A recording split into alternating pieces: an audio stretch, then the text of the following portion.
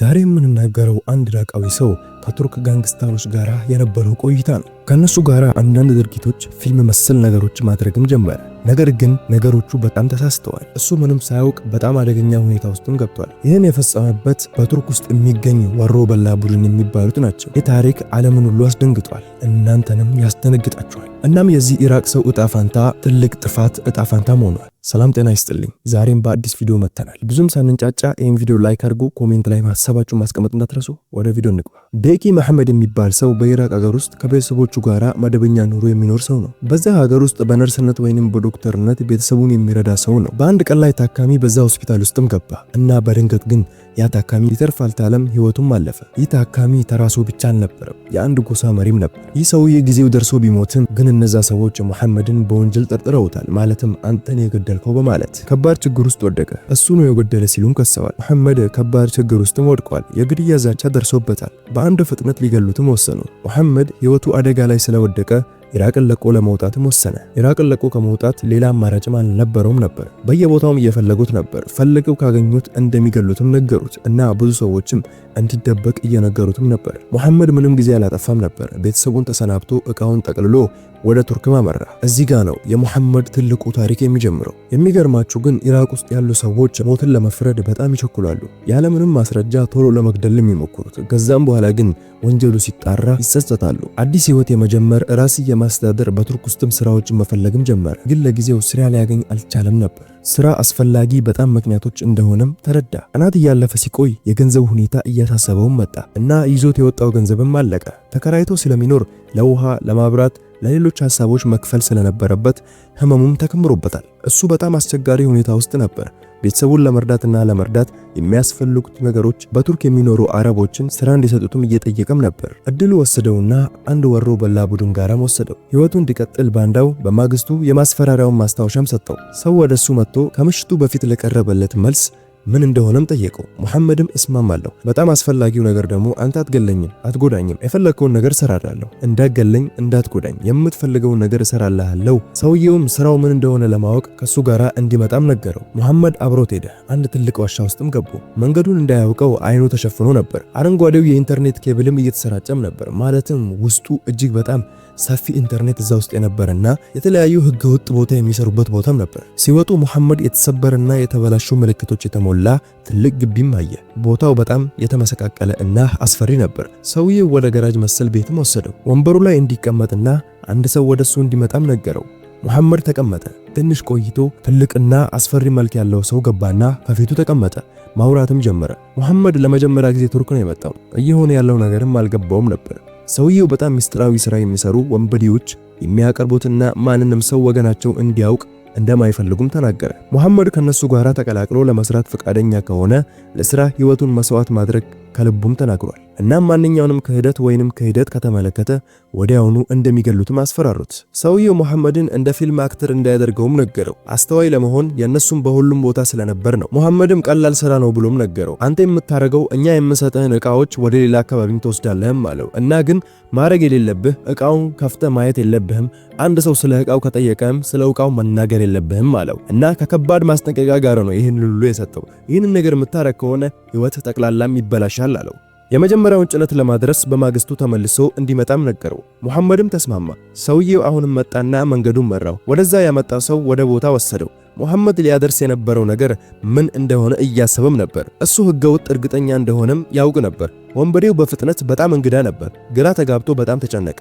ህይወቱ ከዶክተርነት ወደ ቄር አዘዋዋሪነትም ተቀየረ። በቱርክ ውስጥ ወደሚገኝ በጣም አደገኛ የወሮ በላ ቡድንም አባላትም ተቀየረ። ቀጥሎ ምን ሊፈጠር ይችላል? እና እጅግ በጣም አወሳጋቢ ቡድን ውስጥም ገብቷል።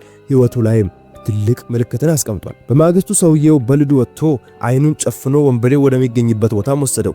ያን ቀን የመጀመሪያ ተልእኮውን ሊሰራ ነበር። መሐመድ ሳጥኑን ጭኖ የፒፒኤስ አጋጣሚዎችን የምንዛሬና ማታ እንዲከቱም ነገረው። መሐመድ ምሽቱ ሲደርስ ብቻውን ወደ ቦታ መጣ። ይህንን ነገር ሲወስድ አንዳንድ ነገሮች ማለትም መንገድ ላይ ስለሚያጋጥሙት ነገርም ጠየቀው። ፖሊሶች አንዳንድ ሰዎች ከያዙኝ ምን ላደርግ እችላለሁ አለው። ወንበዴው ምንም መልስ አልሰጠውም ነበር። የሚያሳዝን ሁኔታ መልእክቱ ትክክልም ነበር። በባዶ መንገድ እየነዳ ከገዛ ፖሊስ መሰረትም ተታየ። ነገር ግን ምንም ምላሽ አልሰጣቸው ነበር። ወዲያውኑ አገኙት። በጣም ፈራ። እሱ ያልተለመደ ነገር ለማድረግ ሞክሮም ነበር። ነገር ግን ፖሊሱ እየቀረበ መሆኑንም አስተዋለ። የበለጠ እየፈራም ነበር እና እሱን ሊያውቁት እንደሚችል ተሰማው። ወደሱም እየተጠጉት ነበር። ያያቸውና እየተመለከታቸውም ነበር። ልቡን በፍርሃት የሚመጣ ድምጽም ሰማ። መጥፋቱን እያወቀም ነበር። አህጉሩን እያቆመ ፖሊሶቹም እንዲህ አሉት። ሁለት ፖሊሶች ከወዲያ ወርደው ወደሱም መጡ። የያዘውን ነገር እንዲከፍተውም ነገሩት። መሐመድ ሁለት ነገርም ተከሰተበት፣ የዛ የወንበዴዎች ነገርና የፖሊሶች ነገር። ይህንን ነገር ከከፈተው እንደሚታወቀው ሞትን የሚጠብቀው ልቡ ሊፈነዳም ደረሰ። ከፖሊሱ አንዱ ገፍቶ እዛ ውስጥ ያለውን ነገር መፈተሽም ጀመረ። መሐመድ ይህን እጅግ በጣም ደነገጠ። ቀዳሚ መሐመድ ከውስጡ ያለውን ማየት ያልቻለውን ሳጥን ሲከፍት ወዲያውኑ በመገረምም ተመለከተ። መሐመድ ያልተረዳው ሌላው ፖሊስ በቱርክ ቋንቋም ተናገረ። መሐመድ ቱርክኛ ስለማያውቅ ፖሊሶቹ እንዲህ ሲል ተናገሩ። በቱርክኛ በካቴና እጁን ስረውና ወደ መስሪያ ቦታ ወሰደውም አለ። መሐመድ ይሄኔ ራሱን ስቶ ወድቆ ነበር።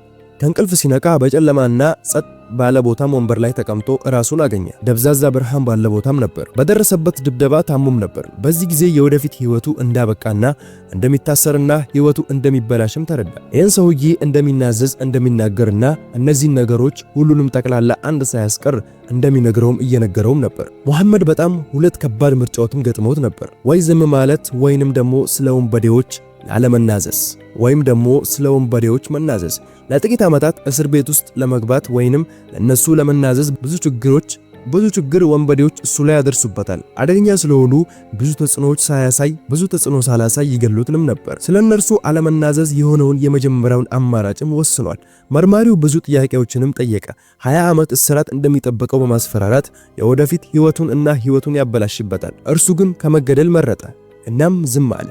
ምንም መረጃም አልሰጣቸውም ነበር። መርማሪው ሞክሮ ቢሞክርም አልተሳካለትም።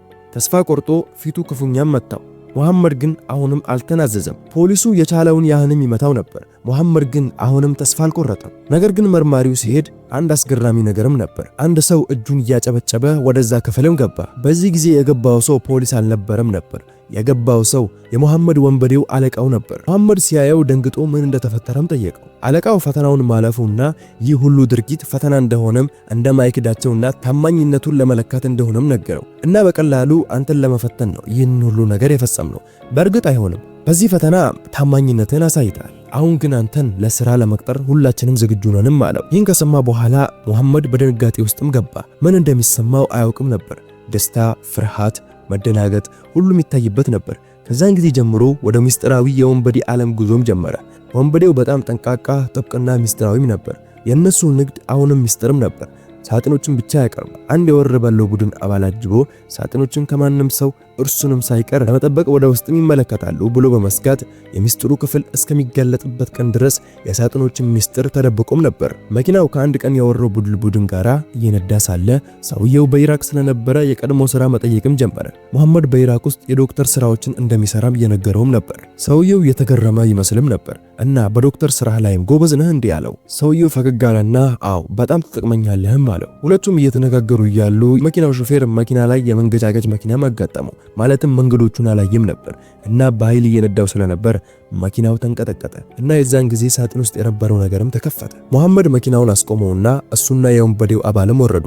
ነገር ግን በሚገርም ሁኔታ ሰውየው ወደ ሳጥኖቹ እንዲቀርብ ከለከለው። ወደ መኪናውም እንዲመለስ ነገረው። አለበለዚያ ይጸጽታልም አለው። ሰውየው በፍጥነት ሳጥኖቹን አነሳ።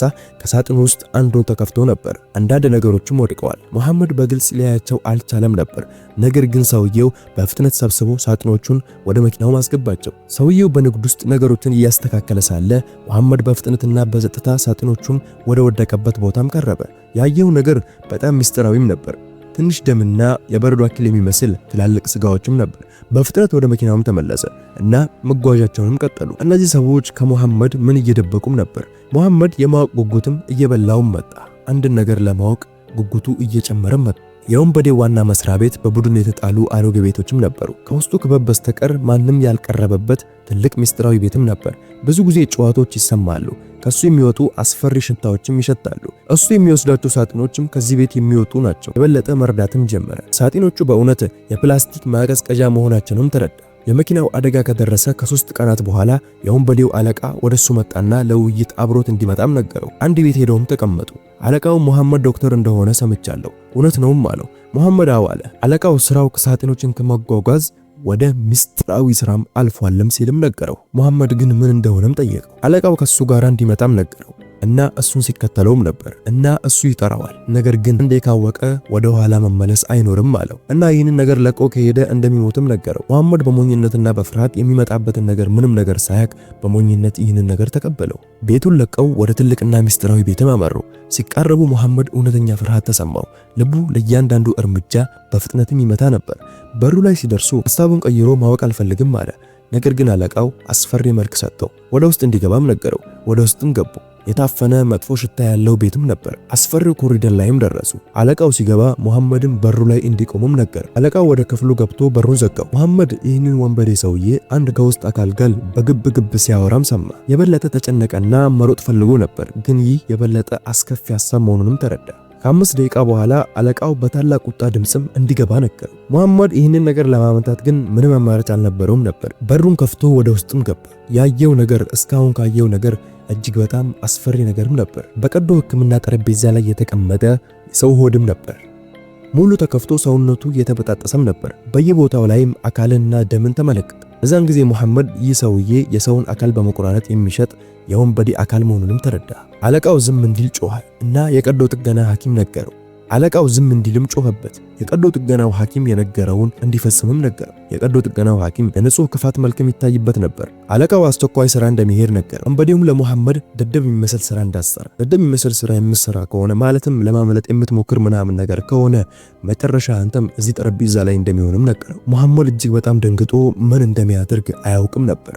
አለቃው ሄደ። የቀዶ ጥገና ሐኪሙ መሐመድ በቀዶ ጥገና መንገድ እንዲረዳውም ነገረው። መሐመድ ህይወቱ በኢራቅ ከነበረበት መደበኛ ስራ ወደ እጽ አዘዋዋሪነት እና የሰው አካል አዘዋዋሪ ቡድን አባል መሆኑንም እንዴት እንደተለወጠ እያሰበ ግራ ተጋብቶም ነበር። በገንዘብ እነዚህን ሰዎች ሊሰራ፣ በገንዘብ እነዚህን ሰዎች ሊገላቸው የቀዶ ጥገና ሐኪም ሐሳቡን አቃርጦ ከጠረጴዛ ላይ መሐመድ በንዴት ከሞልቶ የራስ ቅሉን እያዘነም ከፈተው። ቀዶ ጥገናው ሐኪም የግለሰቡን ልብ ሊነቅል ሲሞክር መሐመድ ከጀርባው መጥቶ አነቀው። የቀዶ ጥገናው ሐኪም ብዙ ደም በመፍሰስ መሬት ላይም ወደቀ። መሐመድ ሲሰቃይ አይቶ እፎይታ ተሰምቶት ነበር። ነገር ግን ያለበት አደጋ በፍጥነትም ተረዳ። ማንም ከማወቁ በፊት ማምለጥ ነበረበት። አዲስ ህይወት መጀመርም ነበረበት። በስጥታ በሩን ከፈተ፣ ዙሪያውን ተመለከተ፣ ክፍሉንም ለቆ ወጣ። በአገናኙ መንገድ ላይ ወርዶ የግቢው በር ላይም ደረሰ። ክፍት የሆነ መኪናዎች፣ 50 ሜትር ርቀት ላይ የነበረ መኪና፣ በውስጡ ላይ ሳጥን የነበሩ መኪኖችን ተመለከተ። ወደዛም ገባ። ከወንበዴዎቹ አንድ የሆነው አካል እሱን ተመልክቶት ነበር። ወዴት እንደሚሄድም እየጠየቀውም ነበር። መሐመድ በፍርሃት አለቃው ባዘዘኝ መሰረት እቃዎችን ለማድረስ እየሄድኩ ነውም አለው። የወንበዴው አካልም ለቀቀው። መሐመድ በቻለው ፍጥነት ከዛ ቦታ መሰወርን ወሰነ። የሚገናኝበት ስልክ፣ የተለያዩ ኢንፎርሜሽን የሚሰጡ ነገሮችን አጠፋና ወደ አየር ማረፊያም ሄደ። ስሙ ወደ ማይጠቀስ ሀገርም ሸሸ። ከአደጋና ከህገ ወጥ ተግባራትም ርቆ አዲስ ህይወትንም ጀምሯል። ታሪኩም እዚህ ላይ ያበቃል። አንድ የተሳሳተ እርምጃ ወደ ሌላ እርምጃ ስለሚያመራና ወደማናስበው ቦታ ስለሚወስደን እያንዳንዱ የምናደርጋቸውን እርምጃዎች መወሰን አለብን። ህገወጥና ጎጂ ነገሮችን ከማድረግ ራሳችንን መጠበቅ አለብን። አስቡ፣ መልካም መልካምን ያስባል፣ ክፉ ደግሞ መልሶ ክፉን ያስባል። ይህንን ክፍል እንደወደዳችሁ ተስፋ አደርጋለሁ። በሌላ ቪዲዮ እስከምንገናኝ ሱብሃነከላሁመ ወቢሐምዲክ አሽሀዱ አን ላ ኢላሃ ኢላ አንተ ወአስተግፊሩከ ወአቱቡ ኢለይክ። ሰላም አለይኩም ወራህመቱላሂ ወበረካቱ። ሐሳብ ካላችሁን ኮሜንት ላይ ማስቀመጥ እንዳትረሱ። ፒስ